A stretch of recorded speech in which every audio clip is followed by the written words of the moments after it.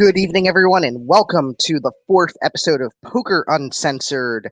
We are live this evening, and that's right, we are live, despite people saying that we would not pull this show off. It is 9 o'clock on the East Coast, 2 a.m. in the UK, 8 p.m. in Chicago, and 6 p.m. in Los Angeles. We have an exciting show for you tonight, but first, let me introduce myself for those who do not know who I am.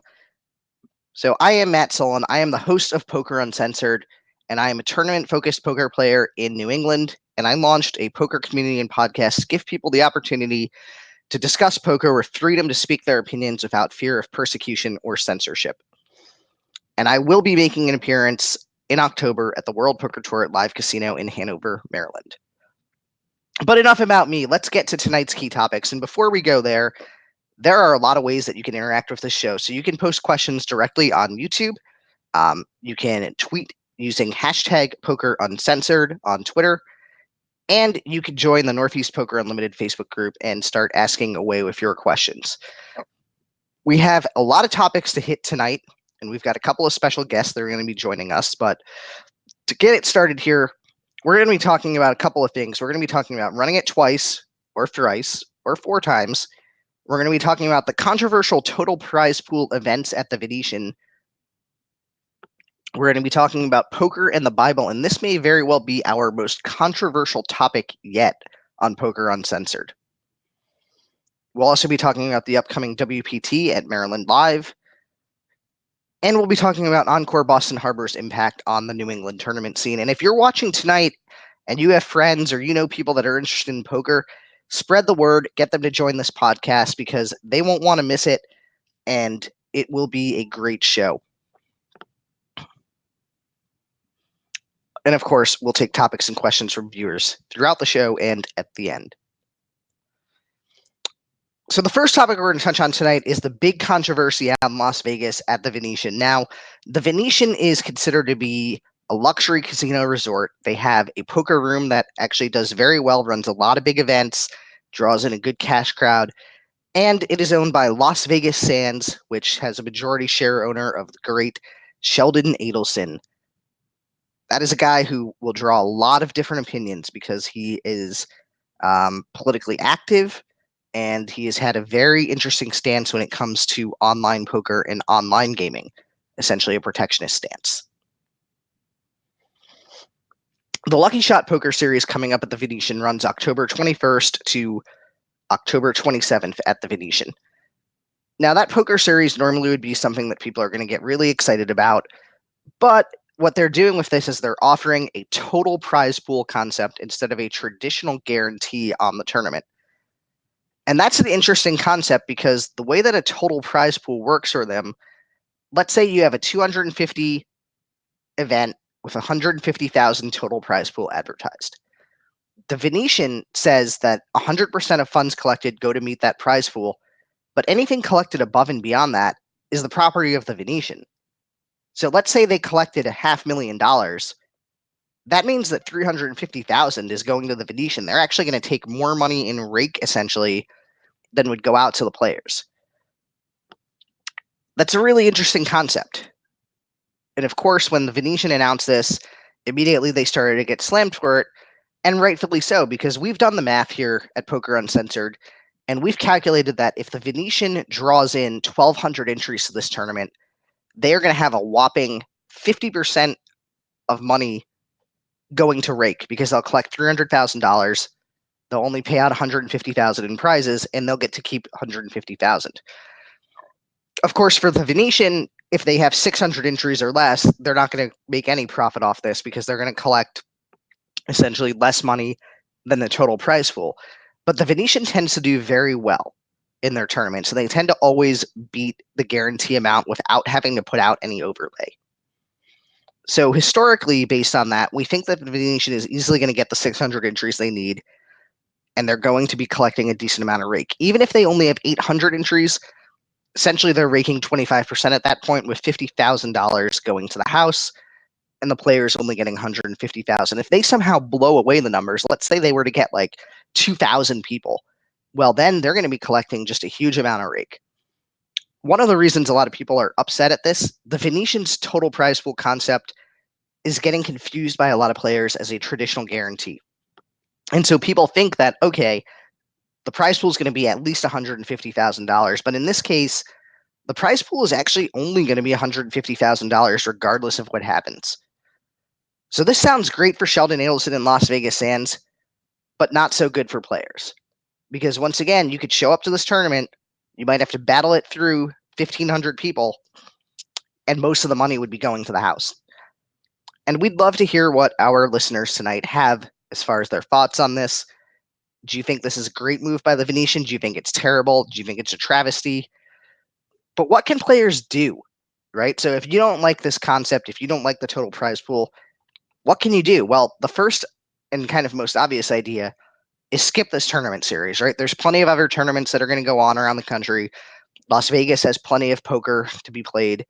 So you could just say, you know what? I'm not going to play at the Venetian. I'm going to skip this event and hope that the Venetian ends up with such a low turnout that they're forced to make overlay to that tournament.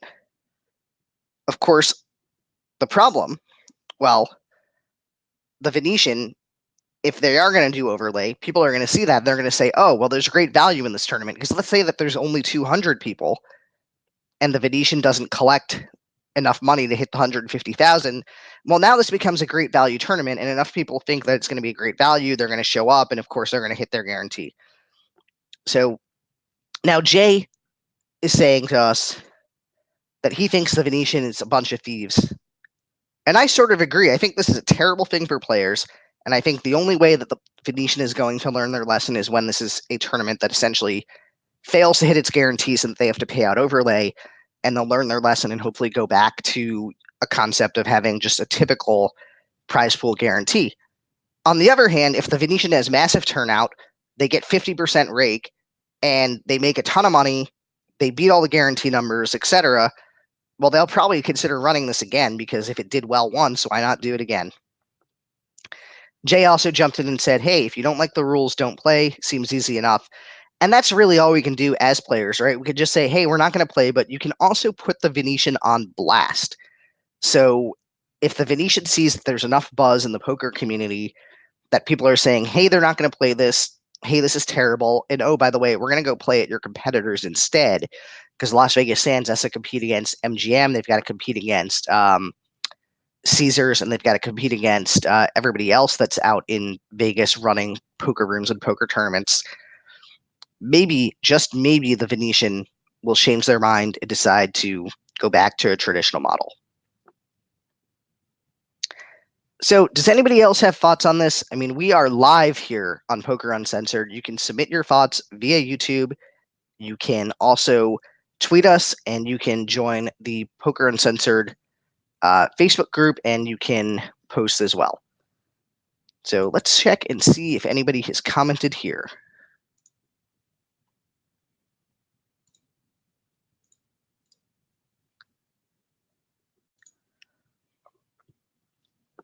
All right, so we don't have any additional comments on this topic, so we're going to continue on to our next topic this evening, and that is the WPT Maryland. That is right, the World Poker Tour is coming to the Old Line State. It's going to be held September 20 to September 21. And some of the key events that we've got here, there's a $150,000 guaranteed event that basically kicks this thing off on September 20th, which is tomorrow. There is a 1.5 million guaranteed World Poker Tour main event, and that's the higher buy-in event. That's $3,500. That's going to start on September 28th, but they are running satellites starting on September 26th, and so that's a great opportunity. You know, if you don't have the bankroll to play a $3,500 event, you could satellite in, and then you could get the chance to make the big money, because we're talking about prize or top prize in this being six figures. For a lot of people, that's life-changing money, and it's a great opportunity. And then to kind of cap things out, as they get towards the end of the series, there is the 500,000 guaranteed, $360 buy-in. Of course, a more affordable amount that people can jump into, and they're going to have, I think, 8 flights for that event, which should be a great opportunity and a great value for people to play. So, all right. Wow, and here at Poker Uncensored, we've got people saying that they don't know how to watch the the podcast, which is it's wild that they don't know how to watch. But basically, if you want to listen to the podcast, all you've got to do is go to YouTube, and you can basically listen for free, right? We don't charge people to view the podcast. They get to listen for free.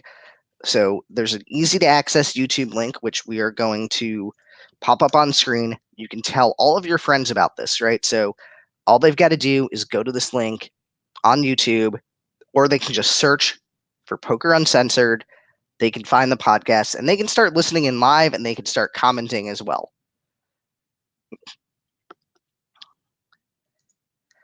So does anybody else want to chime in on the World Poker Tour Maryland before we continue on? Oh, and one other thing, by the way, the WPT Maryland being held at Live Casino, one, it looks to be good value, but the venue is actually really easy to get to. So the Baltimore-Washington International Airport is not only close, but less than, I think, 4 miles away.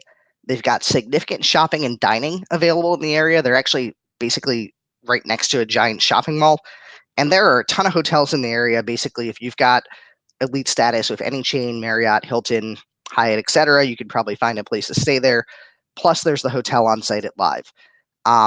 So we've got a couple of questions here. So Andrew Burns has chimed in. It better be free. Who is going to pay? Well, there are podcasts and there are things that are on the internet that people charge for, right? If you think about Netflix, if you want to listen to or watch a show on Netflix, you got to pay for a Netflix membership. But here at Poker Uncensored, we don't charge. We encourage everybody to jump on and listen for free. Jay is asking tonight, is Joe Frizzy the mystery guest tonight?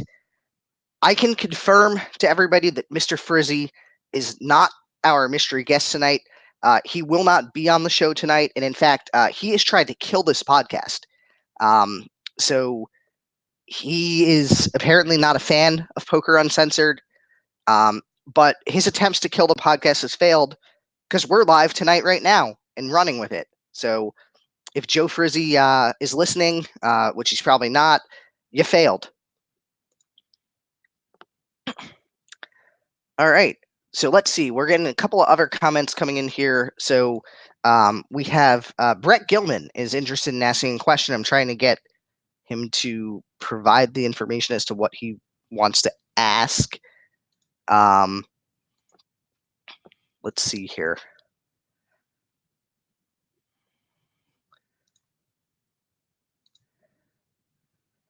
Let's see. All right. So I guess I don't have Brett's question yet. If he somehow can type that out, we'll get that answered on the air, and he'll be able to get the answer to what he wants to know about.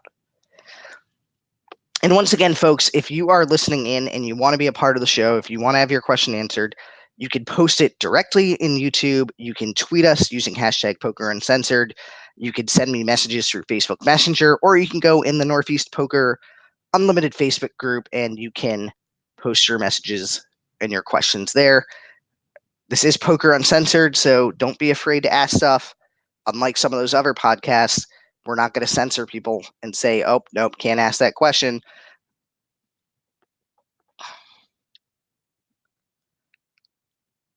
Andrew has a question here. Matt, are you playing Maryland Live? So yes, I am playing the Maryland Live. I will be there for that last event that's listed under key events, the 500,000 guaranteed. That's going to be another good event. We should be looking at a prize pool in excess of $100,000 on that event, or sorry, a top prize in excess of $100,000. The total prize pool, obviously, or the guaranteed amount is $500,000, and so it should be a great opportunity. And then Jay has come in with another question here. So Hampton Falls has announced a $250 Saturday, October 5th at 12 o'clock noon. Do you think the Encore Saturday 360 weekly event will affect the turnout? So, Jay, we're actually going to be talking about that later on the show, but I'll get to this one now because we love our questions that come in from listeners and viewers here at Poker Uncensored. So, yes, I do think that the Encore weekly event is going to affect the turnout at Hampton Falls. And so the reason I think that's the case, right? So the 250 at Hampton Falls that they're going to run at noon on October 5th, they are going to be running a tournament that has no prize pool guarantee and is in a lower quality poker room, and with a lot of people that would have to actually drive more distance to get to Hampton Falls than to go to Encore. Meanwhile, over at Encore, their tournament on Saturday that they're offering has basically one of the nicest poker rooms in the Northeast, right? This is a poker room that basically is one of the top 3 or top 4 in terms of comfort and amenities easily. So they've got a great poker room. They have a guaranteed prize pool, and I think the guarantee, and somebody correct me if I'm wrong, and actually people love to correct me when I'm wrong, so I'm sure somebody will, but I believe they're guaranteeing $30,000 on their Saturday tournament. So with that level of guarantee, it's going to be really hard for Hampton Falls to compete. The other factor is if you think about the rake, so it's a $360 tournament in Encore, and they're taking $60 of rake. So if you do the math on that, you're basically looking at a rake amount of about 16.7%. Meanwhile, the people at Hampton Falls are raking 20%. So you're paying more rake for less service. More rake is not better in this case. It's almost never better, but in this case, it's definitely not better. Why would I want to pay 20% rake to play in a windowless basement where I have to pay out of pocket for all of the beverages that I want, including soft drinks and including water, where I have to then also pay basically for any food that I want without getting any sort of comps for my time there, and with seats that are relatively uncomfortable and fairly crowded. I think 10-handed tables compared to the 9-handed tables at Encore. It just doesn't make sense. The consumer experience is not really good there. So I think that Hampton Falls is going to be in big trouble. And you know what's sad? I didn't even realize they were running this 250 on October 5th until Jay told me. I know the Encore schedule pretty well because Encore's done a pretty good job getting that out there. But I didn't even know that Hampton was running this event, which is kind of a shame. So, it'll be interesting to see what the numbers are looking like. I can tell people that when we look at the numbers today, so they have a tournament going on at Encore this evening. It was a 7:00 tournament. Manchester Poker has their normal $50 event, or $50 event that they run on Tuesday and Thursday. Now, Manchester, in July and August, they were drawing like 80 plus players to that event. When we look at the clock on Poker Atlas right now for that tournament, they had a total number of entries of 62 players. Now, that's definitely a decline from what they were pulling in a month or two ago. Whether that's due to people playing an Encore instead, or it just happens to be that maybe a lot of people decided to stay home and watch Thursday Night Football tonight, not quite sure. But I think New Hampshire is going to be in for some pain, and we're going to get into this a lot more later today. Let's see. So Jay is suggesting, hey, Hampton has a smaller field and a better structure versus Encore, which is going to have a larger field and a more aggressive structure. So not 100% familiar with the structure that Encore is going to use for that Saturday tournament. But if I can pull this up on Atlas and take a quick look at it. So the structure at Encore does look like it might be a little bit more aggressive than Hampton, but it still seems to be a pretty solid structure. And let's see here. So it looks to be a pretty solid structure. The one difference is the level time is 30 minutes at Encore, whereas the Hampton 250 typically does a 40-minute level time. But the one thing you've got to remember, at Hampton, they're going to have more money coming out of the prize pool in order to they're going to have more money coming out of the prize pool to go to the house. And then Andrew is commenting, he's saying, hey, Manchester always does the locals much further up north than the other New Hampshire rooms. Most don't play cash at all either. they're generally unaffected. I do think that is that is true. There is a lesser impact to the rooms that are further north because they draw people who are more distant from Encore. Whereas when you look at Hampton Falls, you look at Seabrook, you look at Chasers, a lot of their crowd was coming from areas that are 20 miles to the south and are now closer to Encore. And again, the only value that we're seeming to get out of some of these places in New Hampshire now is the fact that it's a shorter drive for some people.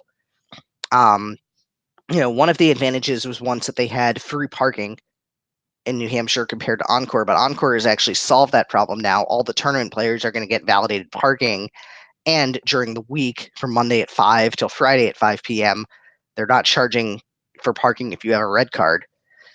So I think the New Hampshire right now they don't seem to have any advantage, and something's going to have to change, whether it's regulatory or not, in order to get us to a point where the rooms in New Hampshire are really viable. So we'll be moving on shortly to another topic here as we wait for our special guest to join us this evening. Does anybody have any additional questions on the WPT, or if you forgot to ask your question about the Venetian scenario?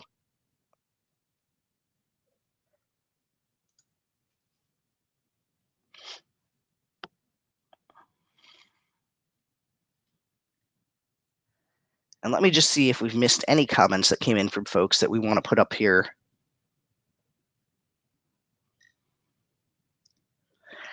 All right, so Jay has a comment here. He says, Encore has a more aggressive, larger buy-in schedule. New Hampshire rooms offer smaller buy-ins, and attendance won't suffer for casual $40, $50, $1,600 tournament players.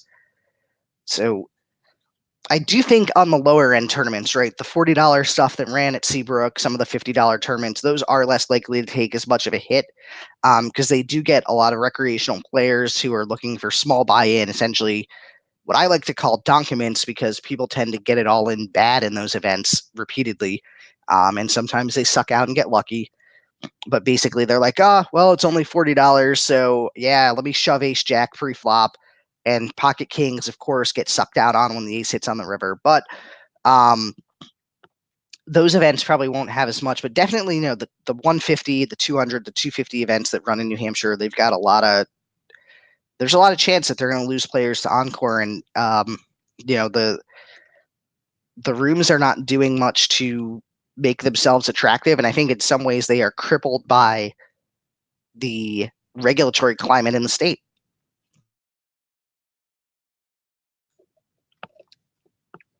So, all right, let's see here. Anyone else have questions on the WPT or really any topic? Does anybody have any poker topics that they want us to talk about tonight? Because we are open to everything here at Poker Uncensored.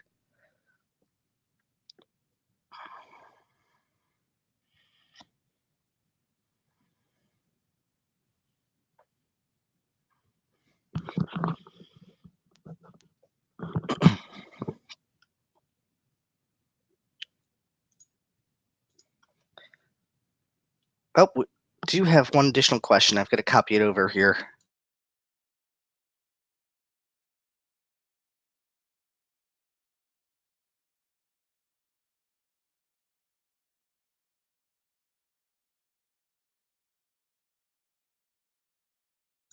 So John Robinson asked, do you think the WPT will come to New England? So that's a great question. So we've had in New England, right, WSOP circuit that runs at Foxwoods. We had the Poker Stars Player Championship series that had come to Mohegan Sun and Foxwoods. And by the way, I've got a story for everybody at that one. So I played at the Mohegan Poker Stars Players Championship event last year, and when I sit down at the table, because they give you a sheet of paper, you've got a random table draw. I sit down, and the guy who's sitting right next to me looks pretty familiar. Like I feel like I've seen that guy on television before. Well, I had, because it was Chris Moneymaker himself. So I'm thinking, well, this is going to suck. I've got to play against a world champion of poker now if I want to make it to cash in this event or win it, and that's not going to be easy. But I somehow managed to actually play against Moneymaker, win hands against him, and I actually made it to day 2 of the tournament. I cashed, and I actually placed higher than him in the tournament. So it goes to show, if you've got a skilled game, if you've got a good strategy heading into a poker tournament, you don't have to be afraid of playing against these strong and skilled players. Even people who have won the World Series before, you could beat them because everybody's beatable in poker. There is nobody who's perfect. There's nobody who's never going to make a mistake, unless you're playing against maybe some sort of artificial intelligence, machine learning bot. There is a opportunity to get in there. And then Andrew Burns says, if you remember, Foxwoods used to be the WPT room when they first started downstairs, and then they gave that relationship up to get WSOP circuit events. I actually did not recall that. I had not been at Foxwoods for poker when they had WPT, but that's a good point. WPT, if they used to be in New England, maybe they'll want to come back. And obviously, now that they have MGM Springfield, they have Encore Boston Harbor as potential casinos to work with. There's opportunity to go back and maybe bring the WPT to New England. I think it will be very interesting to see, what happens. There's probably there's probably a good likelihood to get an event in the winter in New England because basically you don't have as many tourists, and so casinos want to have stuff that's going to draw people in and sell hotel rooms. So that's probably the sweet spot. And then Jay says, hey, the Foxwoods 2 and 10 chips still say WPT on them. That's something that I did not know because I've never played at the Foxwoods games where they're using those $2 and $10 chips. So I've played it's weird at the 1-2 game they don't really use those $2 chips. But I've played mostly tournament at Foxwoods because that's where I kind of focus on playing. And then Andrew's question is, do you prefer these tourneys to cash? Yes, I do. So I am a big fan of tournament play. I prefer tournament play to cash play. I also feel like the opportunity is stronger in cash poker, the opportunity is stronger in tournament poker compared to cash poker to make life-changing money.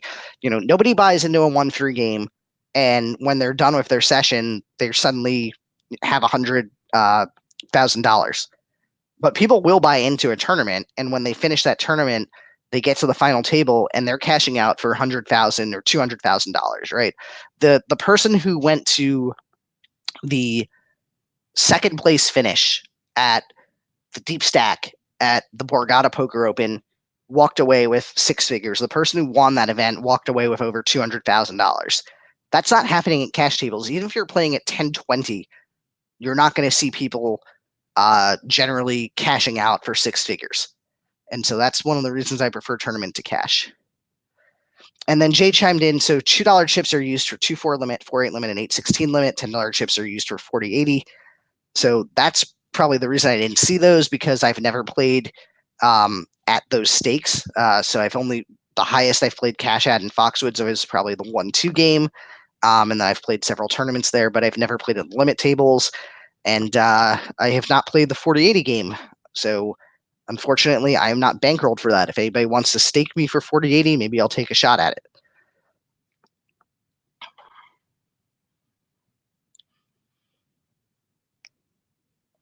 All right. So does anybody have any final thoughts on the WPT or on the Venetian shenaniganry before we decide to move on here? And for those who missed the Venetian talk, we were basically talking about the Lucky Shot Poker Series and its total prize pool concept as opposed to having a traditional guarantee, where basically Sheldon Adelson and Las Vegas Sands could actually pull in more money and rake than they pay out to the players, which would just be a travesty. All right. Let's see if there are any additional questions that have come in here.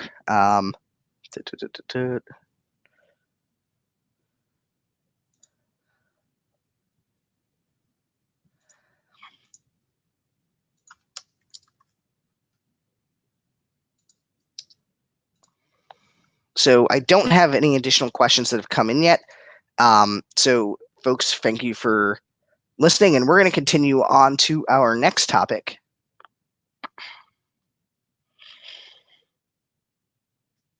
All right.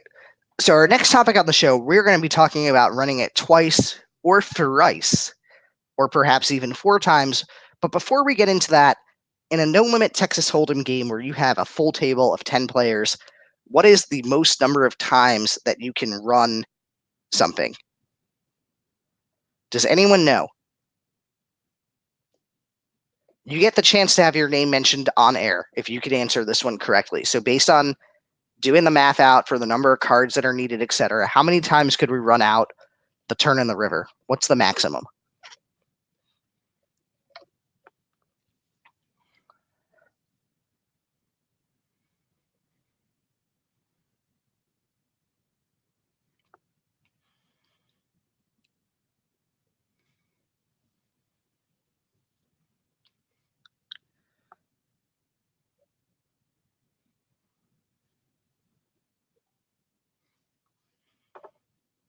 Anyone? Anybody?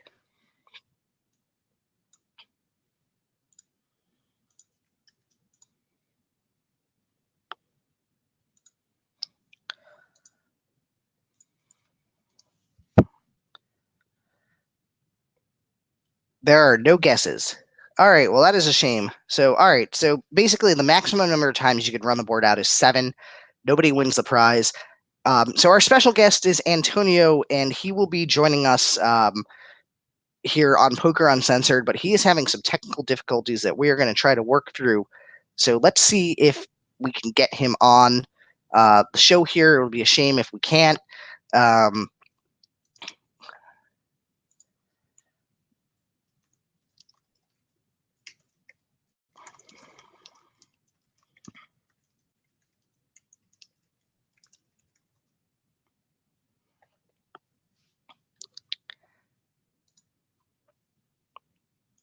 All right. So Jay says it depends on how many players are dealt in. So the assumption that I had put out there was that you have a full table of 10 players, right? So that means that you're going to have 20 cards that are basically dealt out. And it looks like Antonio has joined us here. Hey, Antonio, Sorry. can you hear us? Yes. All right. So looks like cool. We've got Antonio here. So welcome to Poker Uncensored, Antonio. So we're talking about Thanks for running it having me. twice. Oh, no problem. So, Antonio, do you want to give us a little bit just how did you get into poker? How long have you been playing? I've been playing overall for maybe since I was 18 or 19. My grandfather was teaching me a few things in the kitchen table every night. And then I've been playing professionally maybe since I was 21, so maybe 5 years going on. Wow. All right. So that's a pretty good amount of poker experience. Not as much as some of the people in New England have been playing for like 20 or 30 years, but basically the concept here of running it twice or running it thrice. So a lot of our poker rooms, basically in a heads up game, when somebody's all in and there's a call on the flop, will run out the board twice. So basically the turn in the river card, they'll let it go twice or 3 times or sometimes 4. Some rooms, though, they only do this on time raked games. They don't do it on games that are uh, traditionally raked. And so, why do you think that is that they'll only allow it on time raked games? Is that really because the rooms are being greedy and they just want to maximize their revenue and not give up like 30 seconds of time? Uh, yeah, I think the casinos do it. They don't allow it as often in rate games because they want obviously to make money, and they make more money the more hands are dealt. So if it's a rake game, less hands means less rake for the house. So you can't really fault them for not allowing it in most places, but it's also I'm a fan of having the option to run it twice. I was in Borgata in Atlantic City for the circuit, and they have the option 2 5s timed. It's $3 an hour every half an hour, I believe, and you can run it twice. And it's just especially for a grinder when one of the wheels per se wants to get it in with a draw or something, and they offer to run it twice. It doesn't. There's no variance change. If anything, if you're usually putting the money in good, your hands will hold. It'll make the times they get lucky less often hurt you as you run it twice, and in the long haul, it won't change any of the variance. And that was something too that I wanted to talk to you about. So a lot of people think, well, running it twice or running it 3 times changes the expected value or long run earnings because they think that it gives the opportunity for bad players to get the chips all in on draws. But you're saying, well, it doesn't impact the long run value or long run earnings of a player. And I would agree with you, because if you do out all of the math, really all that happens is running it twice just reduces variance long run, but the expected Ex- value still and your equity still stays the same. Exactly. So if, for example, if I'm in a hand with a player who has a weird draw and we run it twice, they're only going to hit it every so often. They're never going to usually hit it once, never mind twice. So if I'm running it twice, I'm usually guaranteed to very at least chop the pot. So and again, I feel like the grinder should always be open to whatever people want to do, but you should always either do it or not do it. There shouldn't be like it starts affecting you, I think, if you decide to do it sometimes and not the other. So I think it has to be either always do it or not do it. And essentially, I mean, the only time I guess that running it multiple times wouldn't really matter at all is if you have the absolute nuts on the flop and there's no way that anybody could beat you. Like, let's say you flop like a royal flush. Obviously, you could run it 7 times and it's still not going to matter because you're going to have the winner regardless. But um, overall, it seems to just be probably a positive for grinders, because you can reduce the variance of just having people, suck out ridiculously on you and win a giant pot when they had 10% equity. Right. Especially if you're a grinder and you're doing it and you're successful, the chances are it's always going to be your hand holding up against someone's draw. And so if you want to run it twice, it's never going to hurt you as if you're on a draw. You know what I mean? So like if I'm always having the stronger hand and someone has like some weird combo draw, running it twice in the long run it's not going to change anything. If Yep. anything, it's going to make them get lucky once in a while, not hurt me as much. And what Their do you think equity's about never going the to be struggling. what do you think about the poker rooms that they don't let you run it twice at all? So there's some rooms, like for example in New Hampshire, a lot of the poker rooms they won't run it twice at all. Whereas at the Borgata they at least do it on some of their games, and the same thing at several other rooms. I think, well, New Hampshire again is most. I don't think I last checked. They don't have any time games yet, cash games. So again, it goes back to the rate thing and the poker room, the casino. Well, I guess the poker rooms in New Hampshire want to make as much money as possible. So more hands, more rake. You can't fault them again. It's a business. But yeah, I think for players wise, we should have an option. It should at least be the option to have that. But I also don't. I don't hate the poker rooms for not allowing it, knowing it's hurting their business if we do it. On the flip side, though, a poker room that says, "Hey, we allow you to run it twice or more," might actually become attractive to players as opposed to their competitors, because they do give that option. Yeah, I agree. Especially in New Hampshire right now, where it's so up in the air who's gonna maintain New Hampshire's local players. I think the more options you have, the better. I mean, it's so close right now with like the 3 poker rooms that are left or whatever. Uh, yeah, especially with Encore. Encore has no reason to really bend right now. It's kind of monopoly right now. They have every player coming there. So if you're Chasers, Hampton Falls, or Manchester, am I missing one? Nashua, I think. Yeah, Yeah, Nashua's one of the billiards. rooms. Yeah, billiards. The New Hampshire scene's open right now. There's no really. They have the tournaments in Manchester, I think, and Nashua just had a good showing. The tournament's definitely going to be a good thing, but I think the more options you have for the cash players it can only help you. Yeah, I would definitely agree with you. Right, giving players more flexibility, more options, giving them something that your competitors don't, definitely will help to draw in people. Jay, who's one of our viewers here, has a question. He wants to know, or he actually has a comment. He says, "Whoever thought of the idea of running it twice is a genius. He gave poor people a reason to grasp at straws to keep their money and take away the gamble aspect of gambling." Any thoughts on Yeah, that?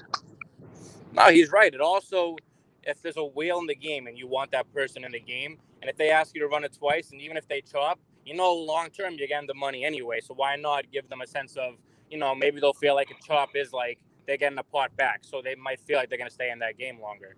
It doesn't like it's always gonna keep the bad players in longer, and never really it shouldn't long term hurt the good players. So I don't know why good players would ever be against running it twice. Yeah, that's a good. I mean, if there's any listeners who think they're good poker players, which apparently almost everybody thinks they're good, but if there are any listeners who think they're a good poker player and are against running it twice, we'd love to hear from you. Chime in, and you can post on YouTube, you can post on Twitter, you can post on the Facebook group and ask. So do you think that in terms of running it twice, do you think that the running it twice changes gameplay at all and would encourage players to try to chase draws and get it all in on draws more so than if you can only run it one time? I mean, well, if it's two regulars and you usually know if they run it twice or not, it might affect it long term. But usually, if players are different, usually you don't tell the hands are not revealed until after it's established if you're gonna run it once or twice. So if I'm playing and I have a draw and like I'm playing against a regular who I know doesn't run it once, doesn't only runs it once, it doesn't really change anything. But if I know that, it also depends like what kind of read you have, because if I think they have a hand that I play well against with my draw, then maybe, and I know they're going to run it twice, maybe I take a shot, but it also can hurt you because if you think they're going to do it and then they don't end up taking it, and then you kind of can just hurt your own variance and make it extra than it should be. That's a good point. Yeah, because I think there's always interesting concepts to how people make decisions at the poker table. Where else have you played where they allow people to run it twice besides the Borgata? I think Foxwoods had in the when I didn't play in the game, but I watched the 510 PLO and they were able to run it twice, and that's really as far as I've been around Yeah, and I think they for the run it time game. twice out in California at the Bike, and also a couple of the rooms in Vegas also allow some tables to run it twice as well. I actually think a lot of casinos and poker rooms should kind of. I think time's a much better option for poker players. I mean, again, like at Borgata, I think it's $3 every half an hour.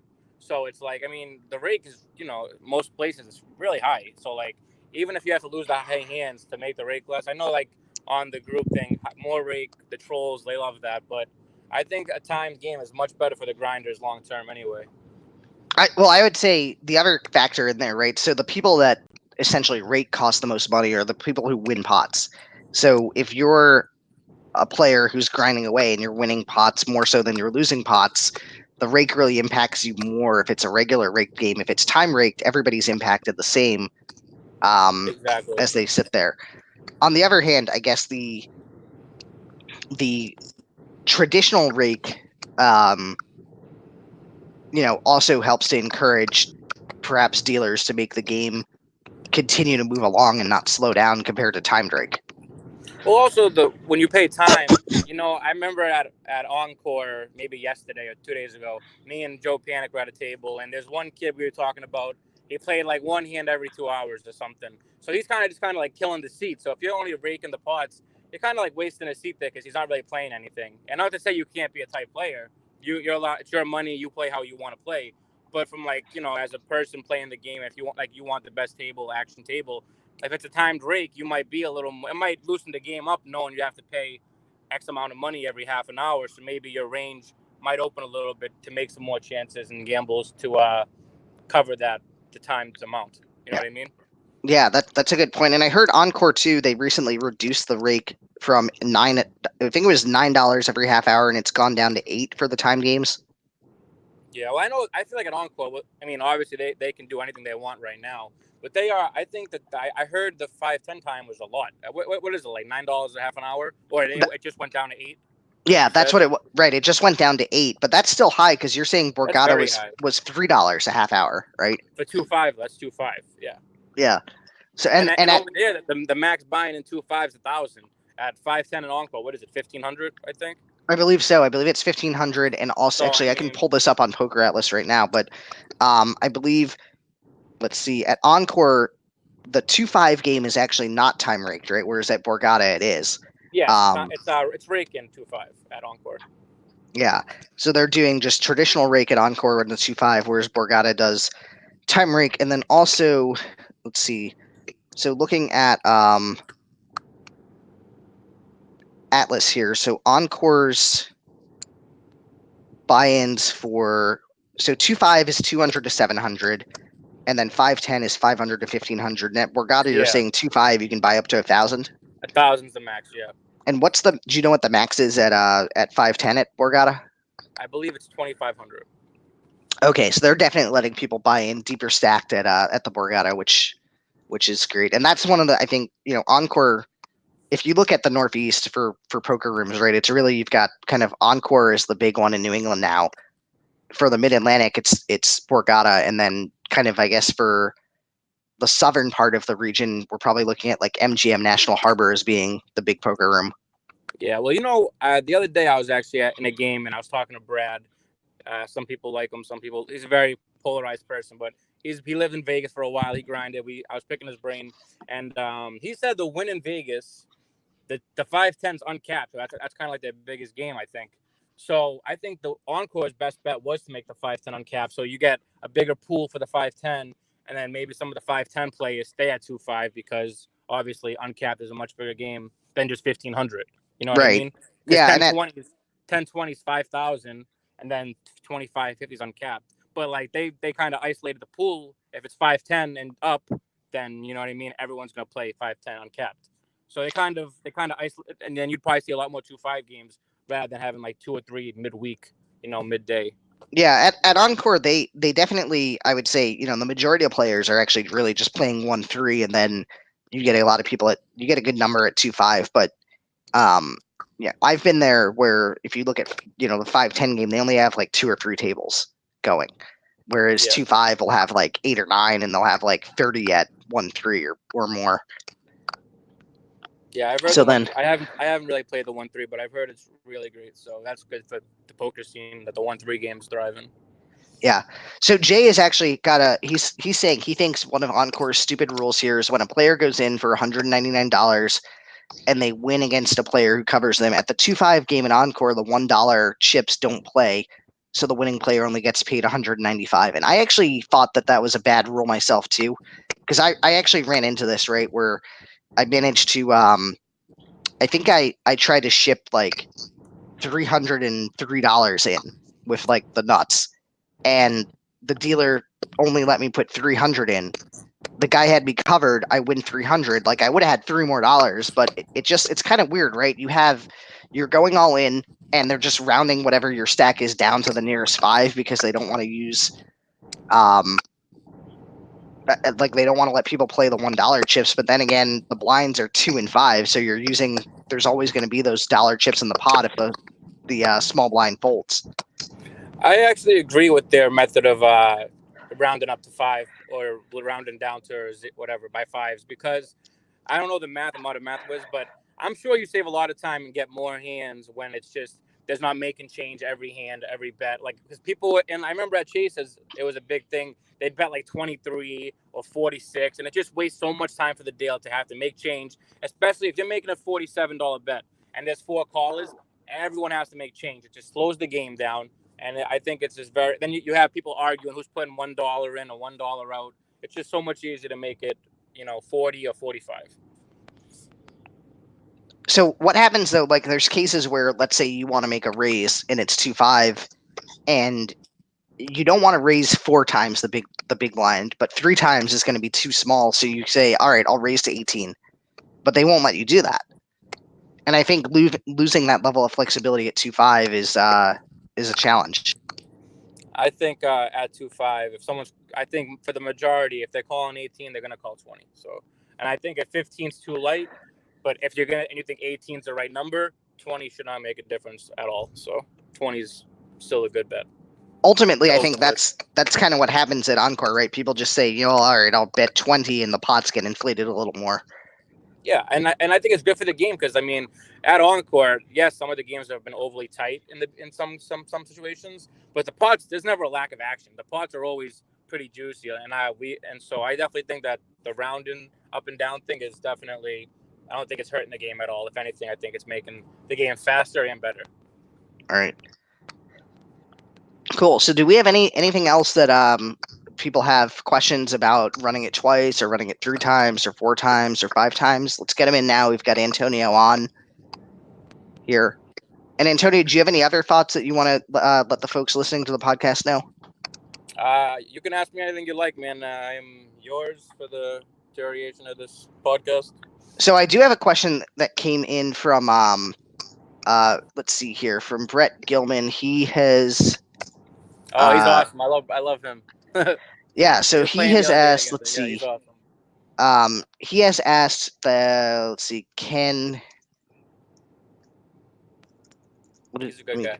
yeah, he's asked. Can you basically give your opinion on the prospect of the future of New Hampshire poker with these encore tournaments being incredibly successful and cash players already ignoring New Hampshire poker rooms?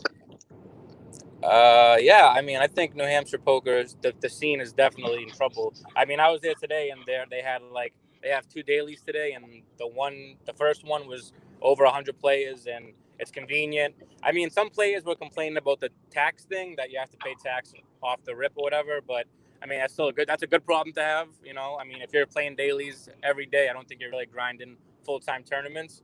I think Encore is on as the poker room. I mean, there's no comparison right now. It's sad, but the room's gorgeous. The bathrooms, like, is literally you can't complain about anything. The food's good, and now we can use our comps to eat. I Yeah, think New Hampshire's poker scene's in trouble. I'm hoping that one of the rooms figures it out. I love, everyone knows all the dealers around that are local dealers in the poker scene, and they're all great people. And Chasers for so long was like home for a lot of players, like myself. I love Chasers, yeah, and it sucks that Encore's open now, and like the games are so diluted. But like, I mean, they have to figure out something, and whatever that answer is, I don't know it. I mean, you could even if you'd make no rake and like you can only do so many promos. Like, at what point, like, if the tables aren't going, I don't know. yeah. They got to figure that out. So actually, that was going to topic. I had this as the last topic today, but I'm going to skip around the order and go into this now. But it was kind of Encore's impact on the New England tournament poker scene. So Encore had a really successful launch of tournaments on Sunday, September 15th. They did a 20,000 guaranteed event, and it ended with more than 400 entries. And basically, they beat their guarantee by more than 300%. Some of the tournaments that ran in New Hampshire that day, they barely qualified as multi-table tournaments. They had 2 tables, for example, at one of those tournaments. And so Encore, in my view, offers the best tournament value within 70 miles of Boston. You have a tournament, Easy, yeah, yeah. easy. You have high quality tables, you have high quality seats, you have a luxury poker room, you have validated self parking for tournament players, and the big thing that's different compared to any of the New Hampshire rooms or Mohegan or Foxwoods, you have easy accessibility via public transit. So people who live in the Boston area, they don't have a car, they can take the train there. There's the shuttles that go around Everett and I think Malden and Medford. You can actually get there by boat if you want to. So I've actually done this. They have Oh yeah, a they have the ferry thing, right? That's pretty cool. yeah, I actually did. So I went actually to Encore to play a little poker and then had to meet people downtown. And it was the day that the Orange Line broke. So rather Oh, than deal with that or get stuck in traffic, I just took the boat and basically you hop on and in 20 minutes you're in the seaport or whatever. It's a great way to get around. And then the other thing is the complimentary beverage service, even without apparently cappuccino or bottled beer. They're obviously beating the rooms in New Hampshire. And one other factor that's it Encore for tournament value, they're supposed to be reporting their results, which none of the New Hampshire rooms are doing, even though they're charging more rake. So I feel like Encore is going to put these rooms in New Hampshire in big trouble because one, they're planning to expand to have tournaments every day in October. And secondly, even without daily tournaments, every day of the week, they're already providing better value to players and charging less rake. I don't think the dailies at Encore are going to affect Mohegan and Foxwoods. Like, when they have this, well, Foxwood has the circuits. They're always still like really good. They might affect their dailies, but again, the players that are playing the dailies at Foxwoods and Mohegan are likely local, so I don't think they're going to drive to Encore to play a daily tournament. But it's definitely, again, it's going to hurt New Hampshire's poker scene. I mean, what's Jim Cordell said the other day that he's right. He hit it right on the money when he said Manchester, they bust their ass to promote their tournaments, and they do a great job. What's her name? Lisa. She does amazing like posters. Like, she keeps everyone glued to that screen when they have, and if they have nice trophies, like, they do a great job marketing. I mean, outside of Bert, I don't really ever see Hampton Falls, and this is not a dig at Hampton Falls because that's where I started in New Hampshire. Like, I don't think they ever actually even really promote anything. Like, they might show a poster or two, but they don't really do anything to get the players in there as Manchester does. Manchester gives the buffet. I think they still do that, and they do Yeah, like the a bunch of other cool things. The management and the ownership at Manchester does a great job making their big tournament events something that people want to play and they know that they're going to have a good time at. And I think working, having players really advocate for the room and push other players to get there helps a lot, which Manchester's great at. But I don't really see many people pressuring, or sorry, many people pushing to come to the Hampton 250. The only time I've ever had somebody really encourage me to come to the Hampton Falls 250 is when some of the local poker trolls said, "Yeah, you got to come to the 250 so we could stack you and take your money." Yeah, the trolls. I said this the other day. You get trolled more than anyone should, and it's just I know they're annoying. I mean, I know it. I agree with you. Yeah, but Hampton, what was their last tournament? They got two tables. No, that was I think Seabrook had two tables at their tournament that ran against the September 15 one at Encore. But the last Hampton 250, I think they only had like 40 players, and Yeah, that was a but see, tournament that used at to draw least like 150 plus. At least Seabrook, though, from I haven't been there, but what I read from Jim and a few other players on one of the groups is that Seabrook's really they're trying though. They're doing the right things. So like, if you keep doing the right things, hopefully the players will show gratitude and show up. I don't think Hampton's upgraded or done anything to even like show players they are interested in having their business. So if I'm a player and I want to play a tournament and Seabrook's upgraded and they have a new bit, they have new owners, I think, and they're doing all the right things. I'm gonna give them a chance to. I'm gonna go play there and see what it's like, than to go to Hampton and like there's no one really like showing you any interest or gratitude for being there. So No, there's not a that's no brainer right there. that's true. I think Seabrook. They've put millions of dollars into that room. The new tables are actually pretty nice. They have USB chargers and everything. They've got improved food and beverage service. And Hampton Falls just seems to be, they're not getting any worse really, but just the fact that they're not improving and they're not investing in the room at all is almost sending the message that they really don't care about the customers at all. And so if you're a player, you're thinking, well, all right, Hampton's not investing in the experience for me, so I might as well go play at Encore or go play somewhere else. Yeah, I agree. And again, this isn't a dig at Hampton Falls. Like again, I first started playing in New Hampshire over there. Like I love some of the workers that are still over there. I just don't think that the owner has tried to maintain his business. Yeah, and actually, well, the owners, I mean, his goal was to essentially sell the business off, which I guess that didn't go through, and I'm not sure exactly why that deal failed, but basically, it seems like now if his goal is to just sell it, maybe that's why he's not investing in it because he's just trying to figure out who will buy it. Yeah, I don't. That's not my business. I don't know what that situation is.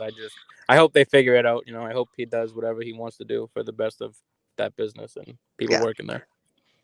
And then Jay is saying that Hampton's last 250 had 34 players. Seabrook's 250 had 22 against Manchester's 2-day event. And next month, all the rooms will have 150 and 250 specials against Encore. Whose room will suffer the most? I'm gonna say Hampton does the least, and I think Manchester will hold it down for entries again because like you got to shout out to Lisa. She is so good at her and Jamie. Jamie is the owner of Manchester, and every time I've been in Manch, he goes out of his way for players, love him or hate him. He treats his people that come in there with respect. He'll offer you drinks. He makes sure like whenever there's a tournament, there's always a feast. And I know during the week they have like complimentary pizza, chicken and fries. Like he's always doing something to keep the players happy to be there. And like that, he like lack of trying, he does it. He does everything. So like you can never dig Jamie for that. And Lisa yeah, again, Lisa goes over and beyond. Her promo game is undefeated. Like she's amazing at keeping like if they have a tournament, you've seen the poster at least 20 times. Like she keeps everyone go like they have a great team over there. I love Dale. That's my home. Like that's 5 minutes from where I live. So right. I love And that's one of Manchester. the great things at in Manchester poker, right? So when they ran, I didn't make it to the 250 that they had this year or this month, but I made it to the 250 they had earlier in the year. And you had so Jamie, the owner there, he's there on a Saturday and he's going around, he's talking to players, he's telling them about plans that he's got upcoming and stuff like that. And I think when you've got an owner who's present there and who takes the time to actually go talk to the players, that's a huge difference compared to, say, Hampton, where I've actually never seen the owner there. So it shows, that he's very much dedicated to that room, whereas at Hampton, you don't get that sense. I'm sorry, what? You broke up. I broke up. I was saying that at Hampton, you don't get the sense that the ownership really cares about the room or the players because I've never seen the owner there. Whereas at No, right. Manchester, Yeah. yeah, If it's Tony, I think Tony's still the owner. I mean, he used to be there a lot before, but I don't know. I haven't been to Hampton in so long, but I don't. From what I've seen online, the owner is not really around. yeah. And then Andrew Burns is saying the New Hampshire draws that it's still a place for 18 plus players, maybe advertised at colleges. And that's a good point because Massachusetts foolishly set their gambling age at 21 instead of 18, which, there's a lot of colleges, but you've also got a lot of freshmen and sophomores who can't play an Encore. So that could be an opportunity for New Hampshire, right, to draw in the younger crowd that wants to play poker but can't do it in Encore. I mean, if I'm 18 and I want to play poker and I want to go to a casino, I just feel like Twin River. It's an act. There's more options, poker or gambling or whatever you want to do, and it's an actual casino. It doesn't close. If I'm 18 and I want to play in whatever, I don't think me going to a New Hampshire charity room that closes at like 1 o'clock is really gonna spice my Friday night up. But I mean, I could be Yeah. wrong. In my opinion, I think if you're targeting 18 plus, I think Twin Rivers already kind of has that down. Oh, that's a good point. I think Twin River definitely draws the 18 to 20 crowd. The other factor is that, yeah, the closing time in New Hampshire, if people are like looking to play and it's 11 p.m., they're going to go to Twin, or they're not going to go to New Hampshire because they know the rooms all have to close at 1. I think they need some serious regulatory change in New Hampshire to be able to be competitive. Exactly. Yep. So looking through the questions, let me just see if we have any that came in on Twitter or anything. My bad. By the way, Matt, I dropped the ball promoting this. I know I should have had a better heads up on it. I next time I got you. I kind of forgot about because last time you were supposed to have me on and I forget what happened, but so my bad on this one. But Yeah. Well, we did get a nice. So the viewership is a little less than last time, but that's in spite of having essentially people actually going around trying to tell people to not watch the show, right? So we managed to get a good number of live viewers, even with people going around telling people to not watch. And also, let's see here. What did and Andrew has another comment. He says he agrees Twin is better, but hey, it's a pool of players to target for New Hampshire. Don't brush them off. So sorry. Nah, I'm actually excited because I remember there was another podcast before. I forget who did it, and like they were asking the local scene who they want to hear, and me and Dave Mark were like the two highest ones, and I've been dying to get on a podcast, and I mean this one was kind of last minute, so like we didn't have much planned, but in the future, if we actually have some time to plan something, I think it'd be really cool. yeah, and actually we're planning. So the next episode of the podcast is going to be in October, and then hopefully at some point I'll be able to get David Mock on because I think he was one of the I want to say one of the winningest players in New England in the last year. I think he had a big 6-figure win at Parks and then a couple of other ones. So that'll be a great potential guest to get on. We also have a few other people that we're trying to get on the podcast at some point in the future, but this podcast is going to continue on for a long time. So a couple of the local trolls are trying to kill it, but I'm not going to let them do that. So That's it, man. You gotta stand up to the bullies. yeah. But I think Dave would be a great guest. I think Dave and Sean Miller are the goats of local poker. Hats off to them. I Yeah. remember when I first started, I was young and stupid, but now I respect the hell out of what they've done. Sean, God bless that kid. He's fucking. Sorry, can I swear on this? I don't know if I can swear or Yeah, not, but it's literally called Poker Uncensored, so we allow swearing, we allow profanity. Yeah. oh, okay. So Sean, no matter what people think, he's done this he got a family, he got a house, he has done poker and for a living for so long. You can't knock the hustle. He is one of the best local players I've ever met, and you can only look up to him as a grinder because you can't. He's done it forever. He's one of the probably the only ones that have done it so long and not have needed breaks or anything. As long as I've Yeah. known him for 5 years. So you Yeah. have to give him his respect as the local scene.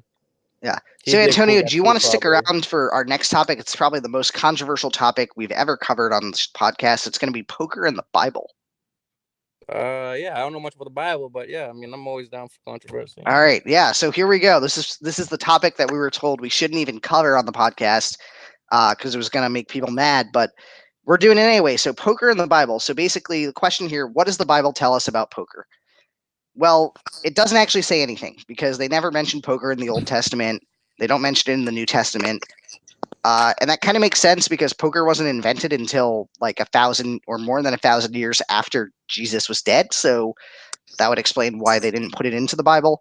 However, gambling is mentioned in the Bible, and a lot of people consider poker to be gambling, even though it's really a game of skill. And Antonio, what do you think about that? Is poker? Do you consider poker to be gambling?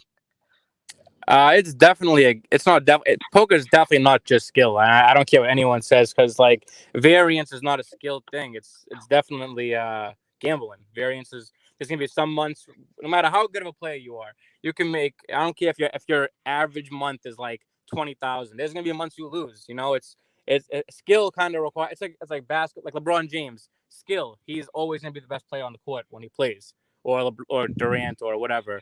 They're always going to have great nights. Poker players, on the other hand, variance, it's definitely a gamble. You could have a bad, you could get it in with the best hand and still lose on the turn and river. So it's Oh hard to yeah, say. Poker is definitely not just, it's definitely a gamble and skill. yeah. I suffered a bad beat at the Borgata where I got it in with 95.5% equity and managed to get the loss on the river. So Yeah. I mean, there's a good saying in poker that, you'd rather be lucky than good. And, if people that have had those, you bad beats, we don't want to talk about bad beats on live. People don't want to hear that. But, definitely sometimes you lose a big hand and you feel like you'd rather be lucky than good. So, I mean, it's definitely to say poker's not a gamble, at least a little bit. They've obviously not played enough poker. yeah. So then, talking about kind of poker in the Bible, right? So in the Bible, they have this concept called casting lots. So basically, a lot was a marked stick, kind of like a dice, and they would cast lots, basically throw them and see what happens, and then use that to make decisions.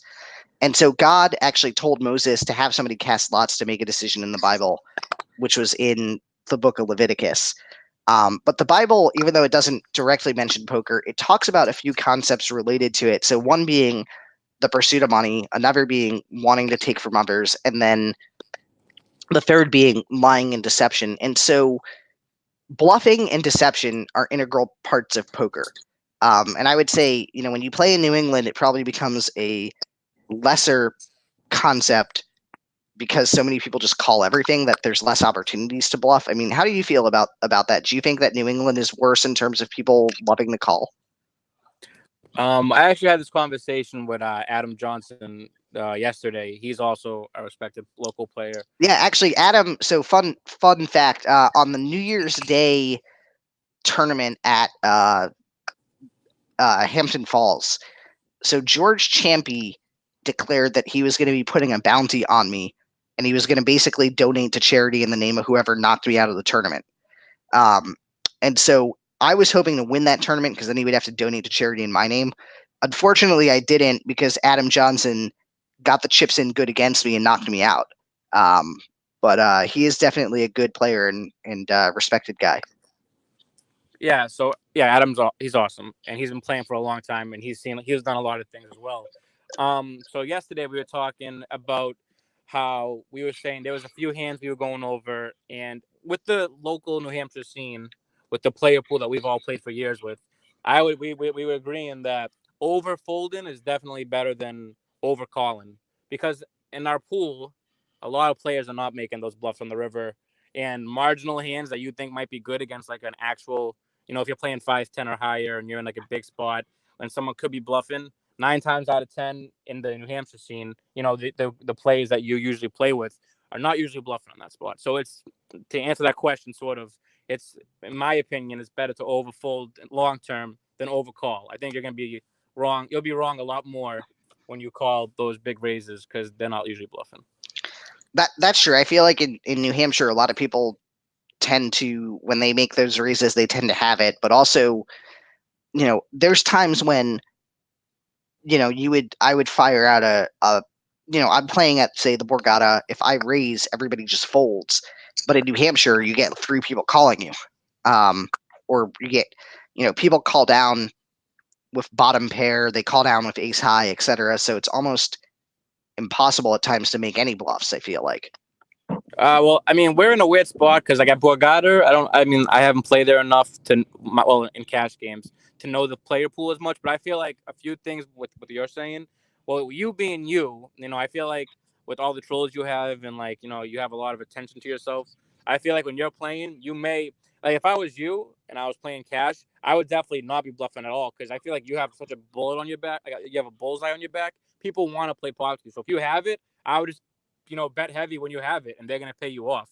Bluffing doesn't make sense right now for you because I feel like they want to call you light, so let them call you light when you have it. And Yeah, then and as and far that's as actually the tactic that's the tactic that I've learned, right? So basically playing in any room in New Hampshire, when I put out the bets, it means basically I've got the winner, and people still call me.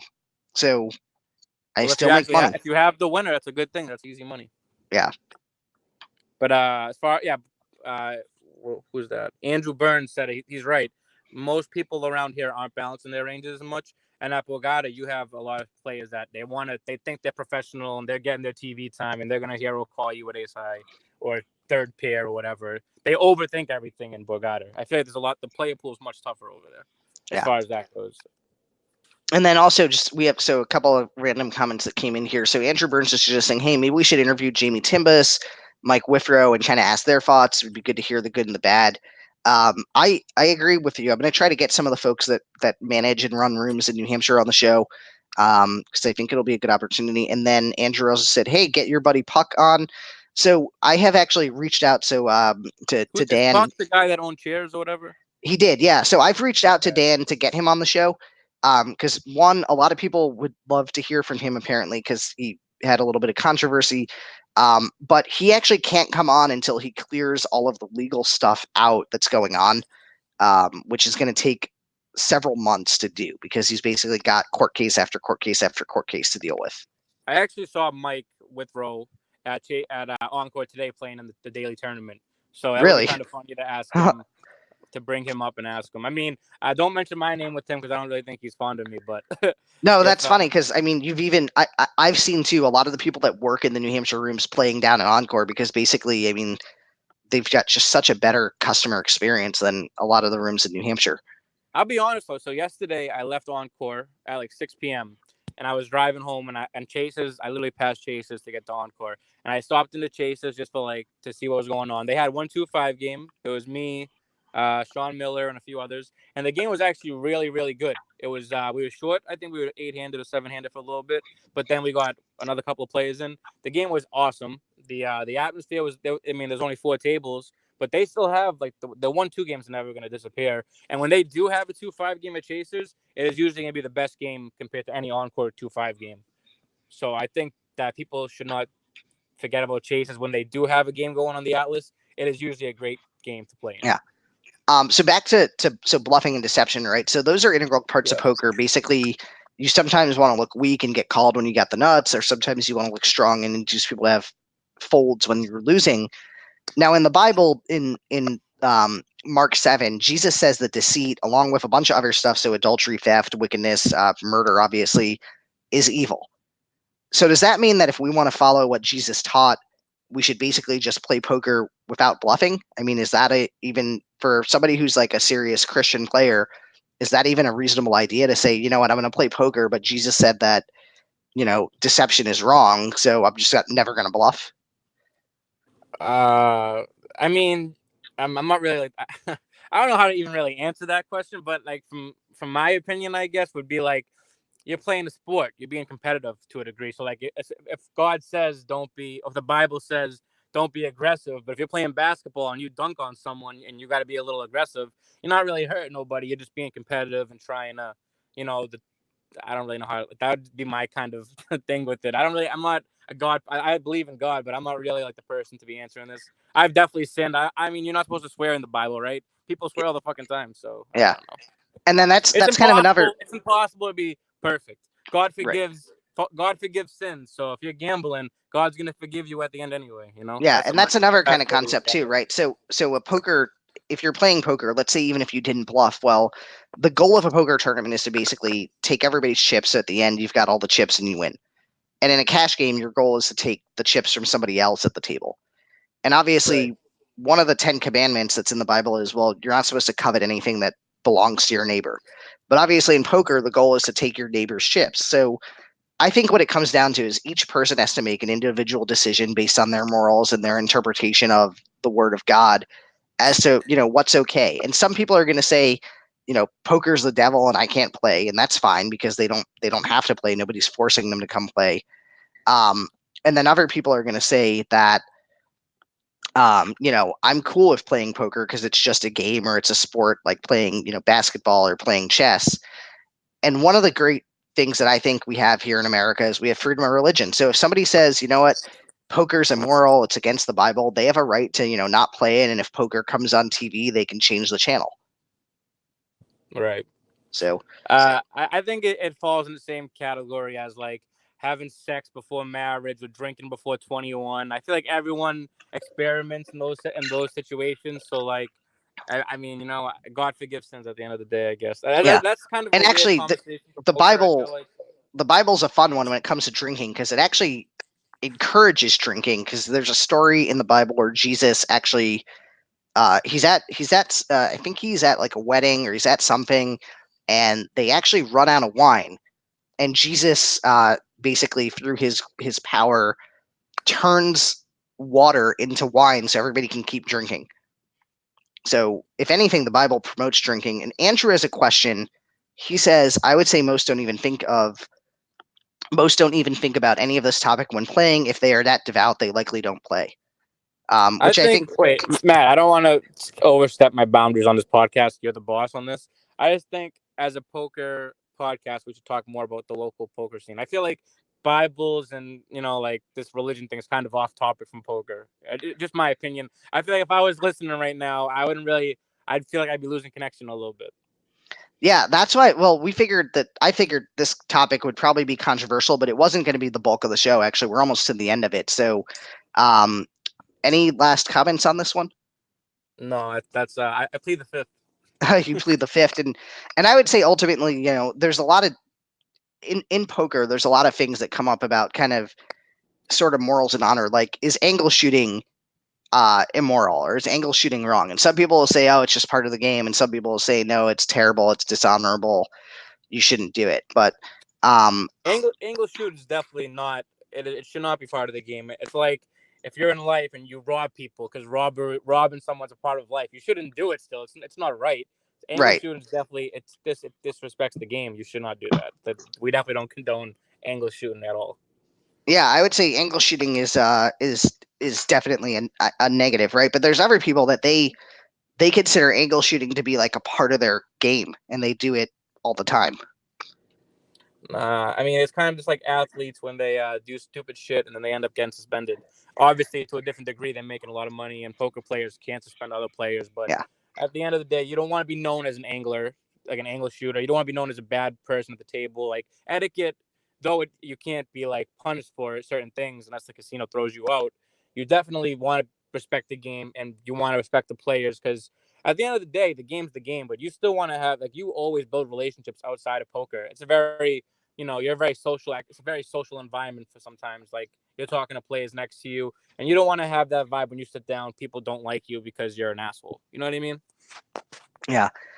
So a question coming in from Jay, and I don't know if he's trolling here or what, but he wants to know: are you being paid for your appearance today? I am not being paid for my appearance today, Jay. Yeah, Jay is not being paid. I'm not even being paid for my appearance. We're making a grand total of 0 off of the show today. So that's this is basically a not for profit show today. Um, Thank you for listening, Jay, though even though you're trolling, if you are trolling, I still appreciate you listening. so yeah, so actually now we're into the last segment of the show, which is basically getting viewer questions and comments. So the best way to get your comments in, post them directly on YouTube. You can also tweet us using hashtag Poker Uncensored or post in the Northeast Poker Unlimited Facebook group. So a couple of things that came up um, earlier on that we didn't get into. Let's see. there was a question that I've got. Let me see if I can find it. It came in on, I think, on Facebook Messenger.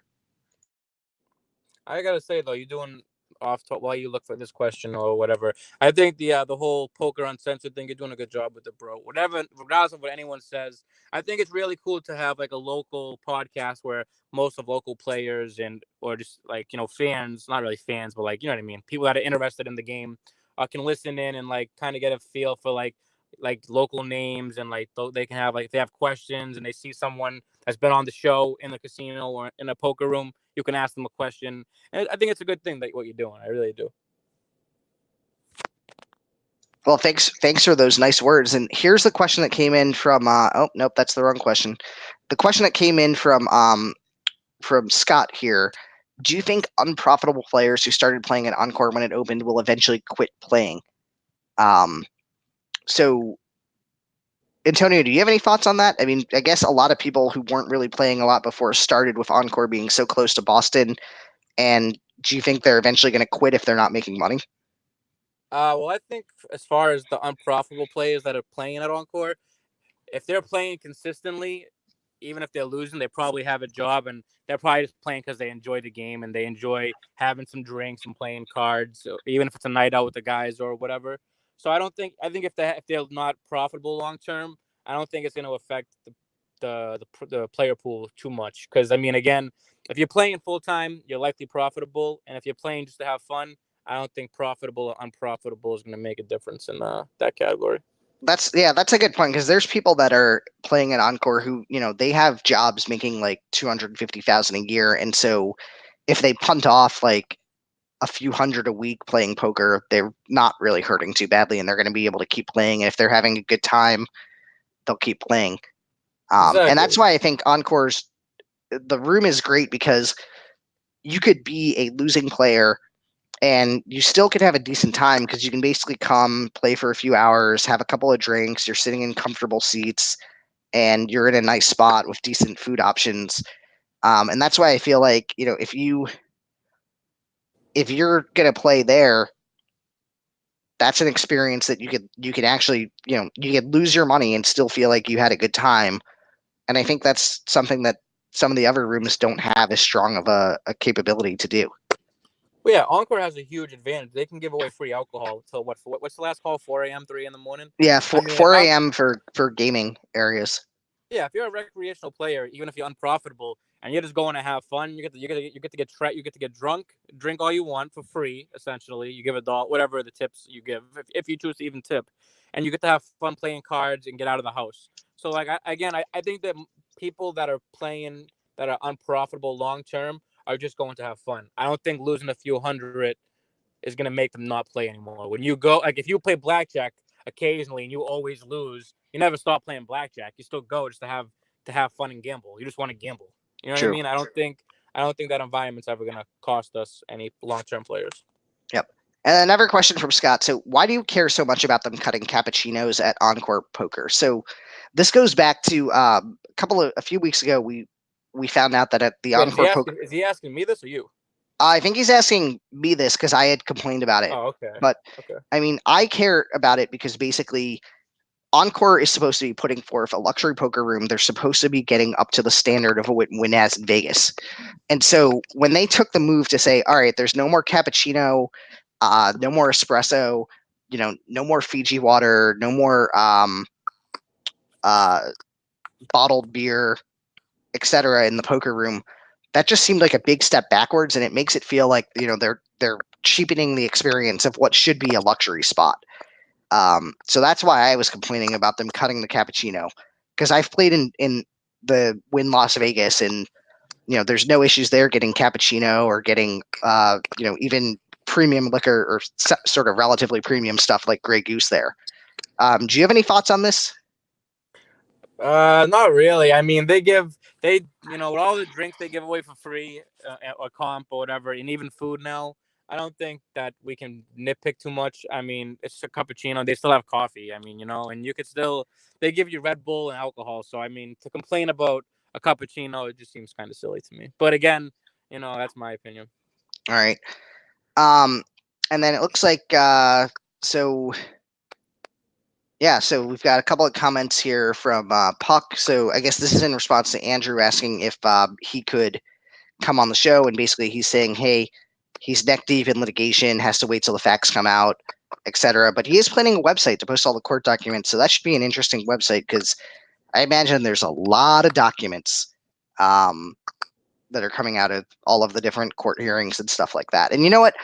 Some people say that there's some people that are in the local poker community that they seem to take this sort of joy that, oh, Cheers closed down, um, but it's really wasn't a positive for anyone, right? If you think about it, a lot of people were employed there and they all lost their jobs and they had to go either try to find new jobs or collect unemployment, and it was just a really unfortunate thing that that room had to close.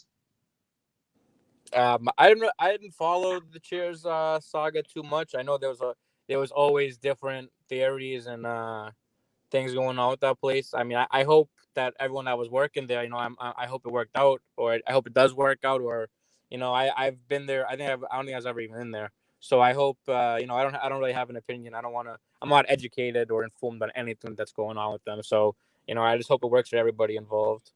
Yeah. So we are in the last couple of minutes here at of the Poker Uncensored podcast. So folks, get your questions in now before we wrap up the podcast. So Antonio, if people are looking to find you, where can they find you these days? I mean, I'm usually at Encore every day, so you'll find me there for sure. And And I'm they very, can I know people think that I've been known to be rowdy, but I'm, I was young when I first came into the local poker scene. It sounds weird saying that, but I was like, I was known because I was button heads with Sean or Dave or whoever. That was like 5 years ago. I was like a punk. I just thought I was like some hot shit because I won a tournament or whatever. I was in a magazine, like some like stupid shit that like I don't even. Like, I'm embarrassed thinking back at how I used to carry myself years ago. So now, like, I like when people come up to me, and it does happen occasionally. They'll be like, "Oh, hey, like, question this, can't like, what would you do in this spot?" I actually like when that happens to me. So like, I'm very approachable. Like, I don't like, no matter how I'm doing, if I'm losing a million or winning a million, I like to be talked to. Like, you can come up to me always, and I'll yeah. say whatever. And Like, I'll if talk. and if people are trying to find you on the internet, they can find you on Twitter at what's your Twitter?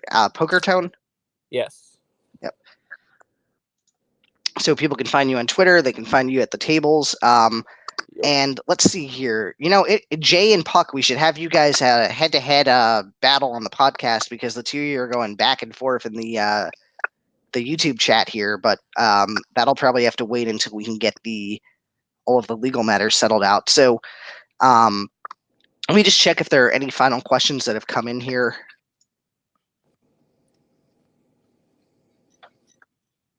Oh, but Matt, is this gonna be like, now? I know we're alive, but when this wraps up, do you post like the whole thing on YouTube? So if I was to send that link to somebody, could they view it even though it's Yeah, not live? so actually the podcast will be available for replay on YouTube usually within like an hour after it ends. It automatically posts up there. That's pretty Um, cool. Cool. and then the uh, it'll be available for everybody to watch. So that'll be um, excellent. That'd be awesome. I'll post that on Facebook. I'll definitely try to get some people to tune in. This was actually, well, I mean, assuming there's no more questions left, or if there is, I'll gladly answer. But I just want to say, thanks for having me, and this was really cool. I think you're doing a good job to keep this going, no matter who trolls you or Yeah. whatever. It'll keep going in the right direction. So then we have a question that came in from. Oh wait, this is definitely a troll. But the question, so the name is an obvious troll. If anybody's ever watched Austin Powers, you can pretty much tell. But the question was, do you use drugs at the poker room? My answer to that is no. I don't need to use any performance-enhancing drugs to beat people at poker. They were asking you that, or they were asking me? I think they were trying to troll because the name was basically Dixie, first name Dixie, last name Normus. Yeah, Pr- that's weird. That's I mean, it's pretty kind of pretty like, it's obvious troll. embarrassing. I know they think they're funny when they troll you or whatever you do, but it's kind of like, it's kind of sad because like they're grown ass men usually, and they have nothing better to do with their life than to troll you for like just being a little, like, you're different. Who gives a fuck? Like, you're trying to make the poker scene better and more informative with other people. Like, you're not doing, like, I don't know why they have to bust your balls. Like, they at the end of the day, they're grown ass men. trolling on the internet. You know, like Yeah. it's stupid. Well, yeah, that's. I mean, we talked when we were talking to Keith Colzar, right? He was getting trolled apparently 20 years ago, so the whole trolling thing has never ended. But probably our last question for this evening. So Jay wants to know, Antonio, if you were able to make one change in New Hampshire poker, what would you implement? There's a couple of things I think New Hampshire poker could do to I honestly think at one point when Chasers was in its prime before Encore opened, if they had later hours, like if they could even do like 4 or 5 a.m., I think there would have always been 2 5 games running through the night. I think tournament wise, if they were to like save their tournaments, I think getting a way to raise the buy-ins would be awesome. Even I know to Matt, reporting to Hendon Mob is a big deal. I don't know how other players feel about that. That isn't too important to me, but to some players it might be. If they do that for big tournament events, I think the tournament buy-in, like I know Encore is doing a 340 this weekend. If New Hampshire could get like $400 buy-ins or 500 and so on, that'd be huge. I mean, Chasers, I know I can't speak on Hampton because I'm not sure what they're doing, but I know Chasers. I keep in there sometimes, and they're buying it for 2.5 right now. It's 800 max. They're doing. I know they were working with Dave before. I'm not sure if they're still in business together, but they're doing things to get people to still go there. Like, $800 2.5 game. That's pretty good. That's awesome. When I was there yesterday, mostly everybody bought in for 800. That's a step forward to doing what you need to do to survive Encore. Yeah, I that's just think I think hours now. If they could, I don't know what's the law in New Hampshire, but if you can get longer hours, that'd be huge. Even to compete with the last call thing, like if you can get till 3 in the morning, and like a few more hours of poker, that makes a big difference. yeah, And then the that's tournament, something that I think our politicians in New Hampshire are going to need to look at, because the rooms are going to get killed. I mean, the fact that they, mandatory closing times, mandatory rake, limited tournament buy-ins, inability to have reentry, and that's a big thing for Encore, right? Somebody can actually go to their, like, the Encore 240 on Sunday. They could actually rebuy if they get knocked out in like the second level, and in New Hampshire they can't do that. So then that money just goes out the door. yeah, I hate to like discredit New Hampshire's poker scene because they are under so many rules and laws and all that shit. But like, if there are ways to do things, if they push just to push a little bit more, I think that tournament buy-ins being raised and longer hours would be awesome. But for what they can do, hopefully they'll survive. I don't want to ever see a day when New Hampshire poker is dead because we all are from this. You know what I mean? We're all Yeah, and there's a believe in lot of good poker. people that work in New Hampshire poker and are employed by it, that we want to make sure that those folks, continue to have good jobs too. Of course, and honestly, there's like no matter how good Encore turns out, you'll never have that home feeling when you're playing than you did with other like Hampton Falls. They had that home feel. Manchester Chasers, like the dealers, you're friends with the dealers, you want to see them do well. Like I'm not saying I don't know half the dealers at Encore now, but there's a lot of new players. I mean, new people. So like it doesn't have that home feel yet because it's a casino. At the end of the day, it Right. is a casino. Whereas New Hampshire's poker scene was much more. It felt like family and friends. You still did a win and play and take money, but it just felt more like it was a better environment, I should say, like a friendly environment. You were much more comfortable. So hopefully they figure it out. I hope everyone figures it out. Yeah. So, Antonio, thank you for joining the podcast tonight as we wrap up. So our next podcast episode is going to be in October. We're currently looking at probably October 4th or October 5th for that one. The date's still to be determined. And we're going to have a couple of great guests lined up for that podcast. And it should be a very, very interesting one. So, Yeah, I hope you continue to this podcast continues to grow, and I hope you keep it up. It's been great. yeah, You did a good job. that's the goal. We're going to try to continue to grow and continue to get more viewers in and continue to hit topics and not be afraid to hit the controversial topics that anybody else is afraid of. So thanks for joining. Everyone who listened in, thank you for listening in. Thank you for contributing. And may everybody have a good evening. Thanks, everyone. Good luck.